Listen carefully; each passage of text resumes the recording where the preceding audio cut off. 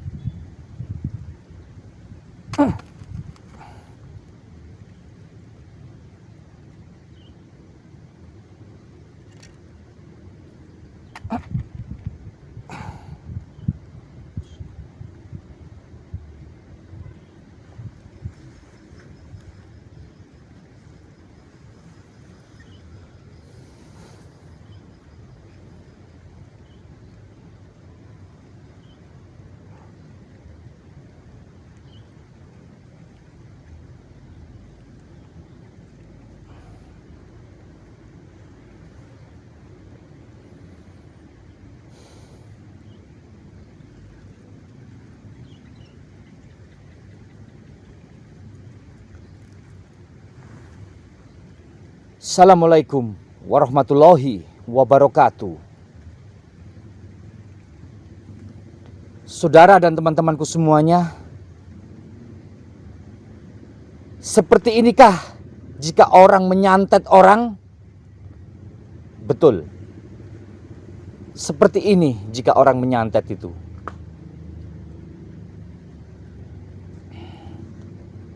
Dan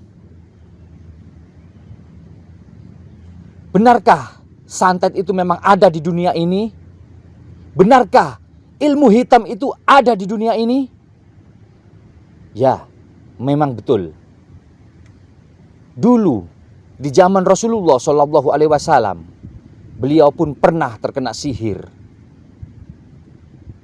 Dan di dunia ini juga ada yang namanya ilmu hitam.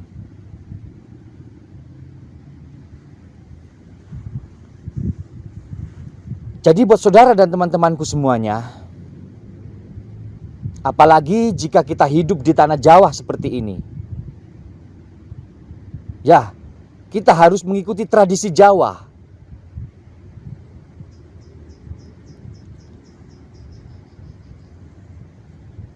Inilah yang dinamakan santet. Lantas,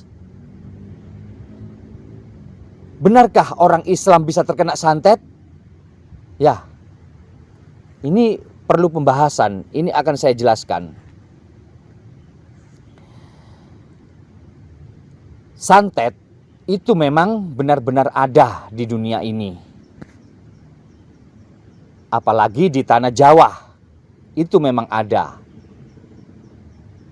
Dan itu termasuk ilmu hitam. Jadi, bisakah di zaman modern ini orang bisa terkena santet? Lah, ini. Sebenarnya santet itu begini ya.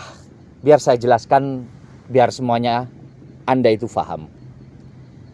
Orang sebenarnya tidak bisa disantet, itu tidak bisa. Kecuali orang itu percaya dengan santet, sering ditakut-takuti dengan santet,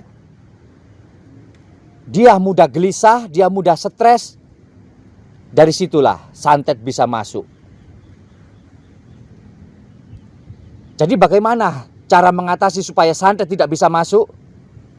Ya, kita harus beribadah kepada Allah, kita harus berzikir kepada Allah, kita harus minta perlindungan kepada Allah. Kadang pula orang kalau pergi ke dukun santet, dia itu membawa KTP, tanggal lahir, weton, semuanya itu. Nah, tidak bisa. Itu sebenarnya tidak bisa itu. Kalau bisa, berarti orang itu terlalu percaya dengan yang namanya seperti itu.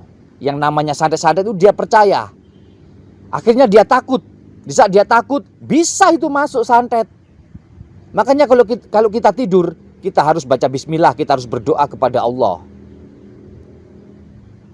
Memang ada santet itu, memang ada. Jadi di dunia ini itu ada ilmu hitam dan ilmu putih.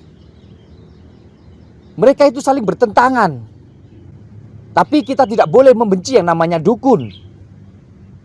Tidak, karena semuanya itu juga sama-sama makhluk Allah. Kita harus tetap saling menyayangi. Insya Allah dengan begitu, dukun-dukun itu tidak akan menyakiti kita. Ingat, perlu dipahami saudara dan teman-temanku semuanya. Santet itu memang ada, tapi tergantung kita yang mau disantet. Kita percaya santet atau tidak. Kalau kita mudah stres, mudah gelisah, nah itu santet bisa secepat itu masuk, secepat kilat masuk seperti ini tadi. Langsung begini. Lah, itulah ilmu santet. Memang ada itu saudara. Di dunia ini apa yang tidak mungkin terjadi jika Allah sudah mengendaki. Maka dari itu Allah menciptakan semuanya bermacam-macam. Dan disitulah kita akan membedakan mana yang baik dan mana yang buruk. Dan disitulah kita akan berlomba-lomba siapa di antara kita nanti yang lebih baik amalnya di saat kita meninggal. Anda mau ngondol silakan, Anda mau mabuk silakan, Anda mau mencuri silakan, Anda mau mengambil suami orang, istri orang silakan, bebas di dunia ini. Tapi ingat pertanggungjawaban nanti setelah engkau meninggal. Kita ini sudah besar saudara, teman. Kita mulai kecil itu dididik orang tua kita untuk mengenal mana yang baik dan mana yang buruk. Jadi di saat kita dewasa, otomatis kita ini bisa membedakan mana yang baik dan mana yang buruk. Jadi perbuatan seperti itu tadi ditinggalkan karena itu perbuatan yang buruk. Mari kita melakukan perbuatan baik untuk melakukan ibadah kepada Allah, berzikir, beramal, menyantuni anak yatim, lah itu baru bagus.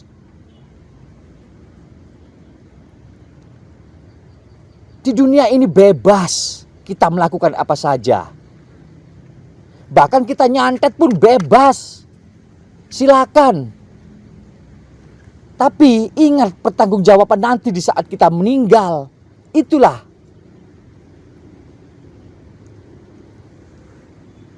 Semoga Anda ini paham dengan video-video saya. Ini tadi saya hanya menjelaskan seperti inikah jika orang itu menyantet. Ya memang hampir seperti ini jika menyantet. Nah ibaratnya begini. Ini pisau. Ini pisau. Pisau ini kalau saya buat masak untuk memotong daging, sayur, apapun sangat bermanfaat. Tapi jika disalahgunakan untuk membunuh orang, lah beda lagi kan? Nah, semoga Anda paham dengan video ini tadi. Jadi buat saudara dan teman-temanku semuanya, ambil hikmah dari video ini bahwa semuanya yang terjadi di dunia ini itu semuanya atas kehendak Allah Subhanahu wa taala. Semoga kita diberikannya terbaik oleh Allah dan selalu dalam lindungannya dan dijauhkan dari musibah-musibah yang tidak kita inginkan. Amin. Jadi buat saudara dan teman-temanku semuanya, ingat, jangan terlalu percaya dengan santet-santet. Jika Anda percaya dengan hal santet-santet seperti itu, maka santet itu akan mudah masuk ke kita, mudah mengenai kita. Jadi kuncinya, kita harus beribadah kepada Allah untuk melakukan semua perintah-perintahnya dan menjauhi larangannya. Insya Allah, Allah akan melindungi kita dari musibah-musibah seperti itu. Sudah paham kan yang saya jelaskan ini tadi? Dan ini, nah, sekarang ini dupa. Jangan dianggap saya membakar dupa di tempat seperti ini, terus saya itu dikatakan musyrik. Karena meminta kepada selain Allah. Bukan, semuanya itu tergantung hati. Meskipun saya membakar ini di pepohonan ini atau di mana, selagi niat saya itu tidak ada meminta-meminta dan saya hanya sekedar membakar supaya ruangan itu harum ataupun tidak ada nyamuk, tidak masalah. Bukan musyrik. Jadi dinamakan musyrik itu kalau saya itu meminta selain kepada Allah. Oh, barakso, berilah saya rezeki. Ah, itu yang namanya musyrik. Ya kan? Kalau hanya sekedar jadi saya menjelaskan video ini tadi saya membakar bukan musyrik. Jadi jangan beranggapan yang tidak-tidak. Semuanya itu tergantung hati kita. Hanya Allah lah yang tahu tentang hati kita. Semoga Anda tidak salah paham dengan video-video saya. Dan ini yang bisa saya sampaikan. Kurang lebihnya saya juga minta maaf. Wassalamualaikum warahmatullahi wabarakatuh. Rahayu, rahayu, rahayu.